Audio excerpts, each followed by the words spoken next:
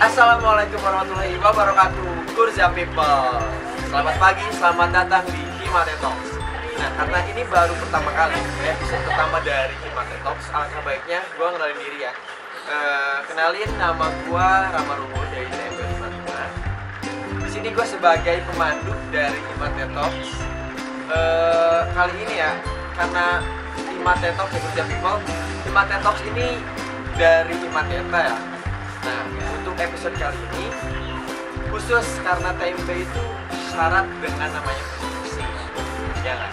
Nah, karena syarat dengan prestasi, jadi di episode pertama kali ini akan membahas tentang prestasi dari TMB. Nah, kali ini kedatangan narasumber yang benar-benar berprestasi. Dia salah satu mapres, dia juga sebagai penyumbang 3 emas PKM tahun 2019. Gak keren gimana tuh?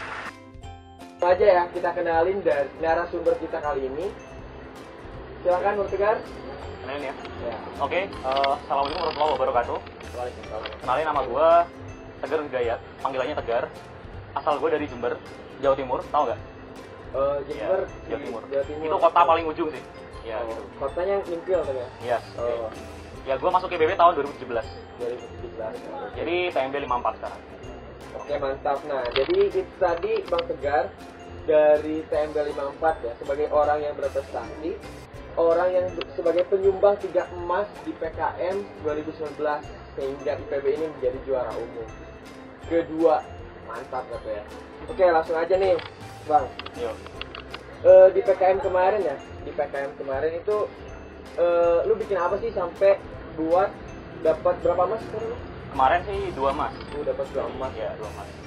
Itu gimana tuh? Apa aja yang lu buat, apa yang ya jadinya sampai dapat 2 emas gitu kan? Jadi sebenarnya gue tuh TMB banget sih. Jadi intinya di ranah keteknikan pertanian lah gitu. Jadi gue kemarin sih membuat suatu alat atau bantuan teknologi untuk di bidang perkebunan, itu di perkebunan kelapa sawit gitu. Ya. Jadi gue sih kesana dikarenakan Indonesia ini gue melihat peluangnya itu di kelapa sawit. Dikarenakan pertama mereka Indonesia ini paling besar kontribusinya di CPO. Tapi ada hal-hal atau aktivitas yang masih perlu dibantu dengan teknologi gitu. Dan akhirnya gue menginisiasi dengan teman-teman gue kan, dengan tim. Karena gue juga sudah lama berkecimpung di dunia sawit, dari kecil juga sudah terbiasa dengan masalahnya. Jadi gue tuh benar-benar paham dengan masalahnya gitu. Jadi akhirnya kami bersepakat untuk membentuk tim, kemudian dengan dosen pendamping akhirnya kita bersepakat untuk membuat teknologi itu sih, untuk membantu petani itu, mempermudah pekerjaan mereka, sehingga tujuannya itu nanti waktu hasilnya itu akan meningkat gitu. Kayak gitu. Iya. Itu alatnya tuh kayak gimana sih gitu? Dari membantu dari segi apanya? Ya, jadi di sini tuh matkul-matkul TMB itu sangat berperan banget. Antara lain mekanika teknik, kemudian gambar teknik, ada lagi itu di bagian apa namanya, seperti di perancangannya itu, desain ranteknya itu kan. Jadi gue tuh dengan tim membuat suatu alat pengutip brondolan sawit. Tahu nggak? Brondolan sawit gimana tuh? Nah, jadi brondolan sawit itu adalah buah sawit yang tercecer dari tandannya gitu. Jadi ketika dia dipanen, buah itu akan tercecer gitu. Dan itu harus diambil oleh pekerja itu satu persatu gitu. Itu kan sangat nggak ergonomis kan. Secara posisi dia akan membungkuk, kemudian nggak efektif gitu kan, secara waktu juga itu. Bikin pegel ya? Kasian Bikin pegel gitu. Pekerja udah banyak yang Iya, benar. Jadi gini kan. benar. Akhirnya gue dengan tim memutuskan untuk menerapkan ergonomika di situ gitu. Jadi akhirnya kita memfabrikasi suatu alat yang ergonomis, nyaman digunakan, dan waktunya meningkat gitu secara penggunaan. Kayak gitu sih intinya. Yang gua salut gitu ya, nggak semua orang itu dapat langsung mendapatkan ide gitu. Apalagi ini menurut gua sih sebenarnya ide sederhana kan ya. Ide sederhana, tapi nggak semua orang bisa buat dapat ide itu gitu. Nah, apa yang membuat lu bisa kepikiran buat dapat ide itu gitu? Nih, sebenarnya semua orang tuh berpeluang mendapatkan ide yang bagus gitu. Itu tergantung dari background masing-masing. Kalau gue kebetulan waktu masih kecil, kebetulan gue tinggal di kebun sawit. Nah, dari situ gue mulai tahu masalah-masalahnya gitu kan. Jadi gue terbiasa dengan masalah tersebut dan memang sudah tahu masalahnya gitu. Jadi permasalahannya adalah seseorang tuh harus mengetahui permasalahannya gitu. Masalah solusinya seperti apa itu bisa dibicarakan selanjutnya gitu sih. Jadi intinya itu menemukan masalah gitu. Jadi masalahnya jelas, ini kita yang dibutuhkan seperti apa itu, pasti bisa jadi solusinya sih. Kayak gitu. Kalau Khairul Tanjung itu anak sawit, kalau Bang Tegar itu Khairul Tanjung itu anak singkong ya, kalau Bang Tegar anak sawit ya. Ya, bisa. Oke, untuk ini pengembangannya nih gimana? Pengembangan dari alatnya, apakah cuma sebatas di PKM aja apa berlanjut ke bisa ke perusahaan kayak apa gitu? Tentu departemen berharapnya lebih ya. Jadi nggak hanya sekedar kompetisi, menang, dapat duit, nggak gitu sih. Jadi tahap sekarang kita sudah sampai di pengajuan paten. Jadi kebetulan kita sudah dapat patennya, paten sederhana. Jadi nanti tinggal melakukan beberapa revisi sih. Kebetulan kami kemarin pada 26 Desember sudah melakukan uji lapang di PTP 6 Jambi. Jadi kita udah uji lapang di sana, kemudian dilakukan beberapa notulensi terkait revisi yang akan dilakukan gitu. Jadi ketika alat sudah direvisi nanti akan diproduksi massal gitu. Karena memang dari segi kebutuhan itu sangat dibutuhkan oleh masyarakat petani sawit gitu. Mantap ya, dari segi kemanfaatan pun ini sebenarnya wajib lah untuk diperbanyak ya kan? Iya benar, karena manfaatnya sangat diperlukan gitu kan.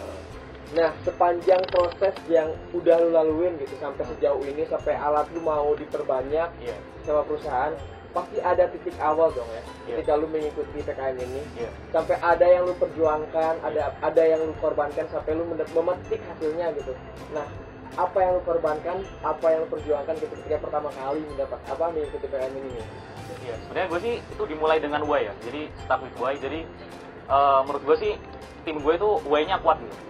Jadi alasan mengapa kita berjalan, mengapa kita melakukan kegiatan dan research itu sangat kuat. Karena ya mungkin dari motivasi masing-masing diri ya. Karena gue juga sudah di awal berkomitmen bahwasannya kita satu tim harus saling menguatkan gitu sih. Jadi mungkin yang dikorbankan antara lain mungkin dari waktu ya. Mungkin kalau misalnya kita pulang kuliah kita bisa santai nongkrong ya, mungkin waktu-waktu seperti itu bisa kita kurangin sih. Itu untuk kegiatan cari bahan, kemudian perhitungan dengan dosen, kemudian malam-malam kita harus ke lab gitu kan, ngelas-ngelas, terus nyambung, terus ya nyari-nyari bahan lah gitu. Intinya sampai bener-bener alat itu ketika diuji fungsional itu baik gitu. Jadi mungkin pengorbanannya mungkin dari segi biaya juga, kita juga beberapa kali nombok gitu kan, karena biaya PKN itu nggak menutup gitu kan, dari waktu juga sih. Ya sama komitmen aja sih. Banyak ya. Perjuangannya itu benar-benar kayak sebenarnya kita Gurja People nih yang benar kan kayak ini gampang nih idenya. Tapi di balik semua itu tuh banyak perjuangan yang benar-benar nggak semua orang bisa lakuin ya kan ya. Mungkin orang bisa berkorban, tapi ada yang dikorbankan tapi tidak berbanding lurus dengan perjuangannya. Nah, itu Gurja People harus digaris bawah itu bahwa perjuangan pengorbanan harus berbanding lurus dengan perjuangan. Itu dia. Nah, kali ini kan lu di PKN ini ya, di tahun 2019 ini terpilih menjadi Mapres, ya kan? Ya nggak? Bukan terpilih sih, seleksi. Oh, seleksi. Belum terpilih ya? Oke. Apa udah terpilih belum? Belum. Kemarin udah penetapan sih, gua kan juara 4 gitu. Alhamdulillah kan. Alhamdulillah. Ya, gua kan juara satunya bang. Oh gitu ya. Nah, untuk menjadi Mapres kan sebenarnya semua orang tuh banyak banget yang ingin jadi Mapres gitu. Dari orang yang suka rebahan, orang yang suka main pun dia mau jadi Mapres gitu kan, karena dipandang aja dia berprestasi kayak Nah, ada dong kiat-kiat menjadi yang berprestasi gitu. Gimana tuh? Lu kiat-kiatnya menjadi orang yang berprestasi, menjadi mahasiswa yang berprestasi lah. Ya sebenarnya gue masih banyak yang lebih gitu. Cuman mungkin gue sharing yang kemarin aja ya. Jadi sebenarnya kalau misalnya bicara teknis itu dalam Mapres itu ada 3 yang dipoinkan gitu. Yang pertama itu ada KTI, kemudian yang kedua itu ada prestasi tentunya, baik itu akademik maupun non akademik dan nasional maupun internasional. Kemudian yang ketiga itu ada IPK. Nah itu ada minimalnya lah gitulah, kayak gitu sih. Jadi ya mungkin dari IPK kalau nggak salah kemarin 3,0 ya. 3,0. Jadi sebenarnya Mapres ini bukan kita dipilih departemen itu. Jadi kita yang mengajukan diri gitu, untuk ikut seleksi itu. Dan yang dihitung itu 3 parameter itu. IPK, kemudian ada KTI sama tadi apa? IPK. Iya, IPK, KTI sama prestasi, sorry. Oh, iya, jadi itu yang akan dinilai gitu. Jadi kita mengajukan diri untuk ikut seleksi gitu. Jadi bukan kita yang dipilih gitu. Jadi kayak gitu sih. Jadi semua orang tuh sebenarnya berpeluang untuk ikut Mapres sebenarnya bisa sih. Nah, gimana nih Gurja People? IPK-nya aman nggak? Wah, aman banget nih Gurja People tuh pasti di atas 3 di atas 3 lah, yakin lah. Aman-aman. Yakin lah ya. Di atas 3. Karena banyak orang yang merasa IPK aja kalau lihat dari dari syaratnya gitu. Lihat dari IPK-nya aja udah pada ngeluh bang. Yakin gua. Bisa IPK 3, aduh ya Allah IPK 3 gitu kan. Kayak gitu. Terus lagi masalah waktu ya bang ya, apalagi menjadi Mapres, PKM menjadi Mapres banyak banget lagi syaratnya, belum lagi kuliah, itu tuh belum lagi organisasi kan, belum kita ikut organisasi juga. Nah itu pembagian waktunya itu gimana gitu. Padahal kan benar-benar capek ya, Iya. padat segala macam. Tapi waktunya itu bisa, manajemen waktunya itu bisa bener gitu mas. Itu gimana tuh? Iya. Cara-caranya gitu bisa sesukses itu dalam memanage waktu. Ya kalau gue sih rata-rata sama kayak orang-orang biasanya, sama kayak anak-anak lah. Ya capek, males, mager, pingin nongkrong, pingin tiduran gitu kan. Cuman yang yang gue terapin itu mungkin yang tadi kata gue apa itu ada start with why. Jadi menurut gue sih mengapa gue melakukan itu sangat kuat gitu. Jadi alasan gue untuk ikut itu sangat kuat. Jadi ketika gue lagi ngedown itu akan bisa bangkit dengan sendirinya gitu. Ketika alasan kita why-nya itu kuat gitu. Jadi mungkin kalau masalah teknis pembagian waktu sih rata-rata sama aja sih. Mungkin ya kelar kuliah yang biasanya kita cuma diem-dieman, kita harus ke lab, kita harus ke organisasi gitu. Ini cuma masalah mau apa enggaknya sih gitu. Kita berjalan atau bergerak gitu. Yang penting tetap bergerak lah. Ya alasan sama niat sih bang. Iya, niat sih. Benar-benar harus Iya. kuat gitu yang menjadi fondasi ketika kita Benar. down, balik lagi ke niat tuh Iya, kayak niatnya. itu yang menjadi penggeraknya Benar. gitu. Jadi why-nya gimana gitu kan. Nah, iya itu dia. Iya. Nah ngomong-ngomong, lu dapat prestasi segala macam kan di PKM. Lu ada beasiswa nggak sih? Dapat beasiswa? Kebetulan kemarin dapat sih. Kebetulan dapat kemarin. Nah Iya. itu beasiswa apa? Beasiswa dari Cargill ya kalau nggak salah. Iya. Itu kemarin gue sempat apply juga ketika semester 4. Gue kebetulan sekarang dapat itu beasiswa Cargill namanya. Cargill Global Scholarship Programs gitu. Jadi itu adalah pemberi beasiswanya itu adalah suatu perusahaan pertanian yang berbasis di Amerika gitu. Itu adalah private company yang dia memang basisnya di pertanian dan agroindustri sama blockchain gitu. Jadi dia itu memilih 10 orang terbaik di Indonesia untuk dapat scholarship itu. Jadi scholarship dari program ini, dari Cargill Global Scholarship Program itu ada 10 orang per negara. Itu ada negara Indonesia. Jadi salah satunya gua kan ya. Indonesia dari PB gua. Kemudian ada China, Brazil, kemudian Rusia, Jepang sama India. Nah, itu ada 6 negara. Kayak gitu sih. Penerima manfaat beasiswanya sih. Mantap ya bang ya. Itu berarti nggak semua orang tuh bisa gitu dapat beasiswa kayak gitu. Ya peluangnya sama sebenarnya sih. Iya peluangnya Sama, cuman Iya. tergantung masing-masing. Nah menurut lu itu tuh keberuntungan apa bukan bang? Menurut gue sih ada keberuntungannya, ada juga keberuntungan sih. Nah, Beruntung. tapi menurut gue itu bukan keberuntungan ketika lu dapat beasiswa. Gitu ya. Karena kata Deddy Corbuzier kayak gini, keberuntungan itu tidak ada yang namanya keberuntungan. Iya. Yang ada itu adalah ketika kesempatan bertemu dengan kemampuan, maka terjadilah keberuntungan. Jadi pada dasarnya keberuntungan itu bisa diciptakan, kesempatan itu bisa dicari, kemampuan itu bisa diasah. Jadi pada dasarnya keberuntungan itu bisa diciptakan. Jadi menurut gua lu emang pantas mendapatkan keberuntungan karena lu ada kesempatan, lu ada kemampuan gitu. Kan nggak semua orang yang ketika lihat uang gak bakal langsung dibawa dong kalau misalnya dia nggak tahu itu uang. Iya Kan kalau dia nggak ada pengetahuan, nggak ada kemampuan Iya, kalau benar. bisa tahu itu uang. Benar-benar.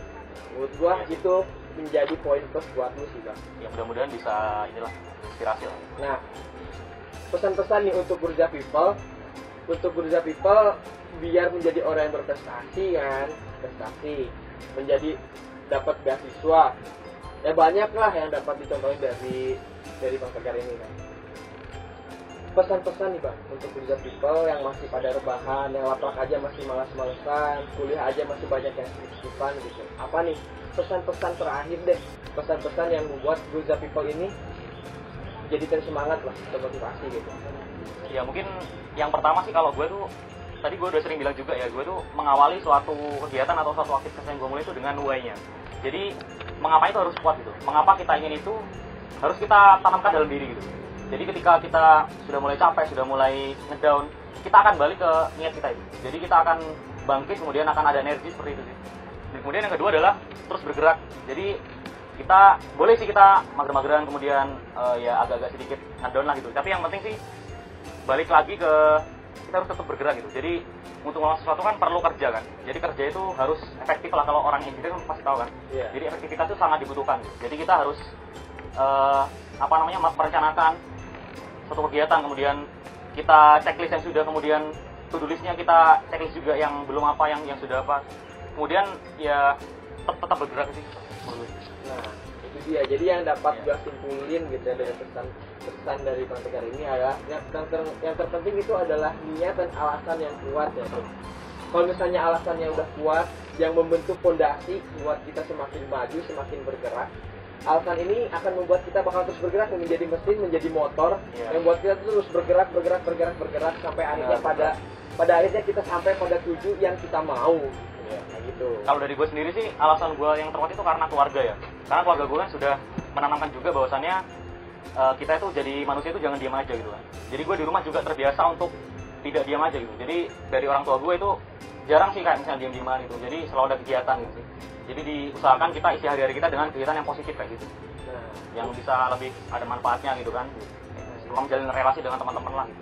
Yang bagus. Dengar itu untuk Gurja people yang masih suka rebahan, yang lapraknya masih suka ditinggalin, yang kuliahnya masih suka skip, yang kuliahnya masih suka tidur-tiduran, dengerin tuh.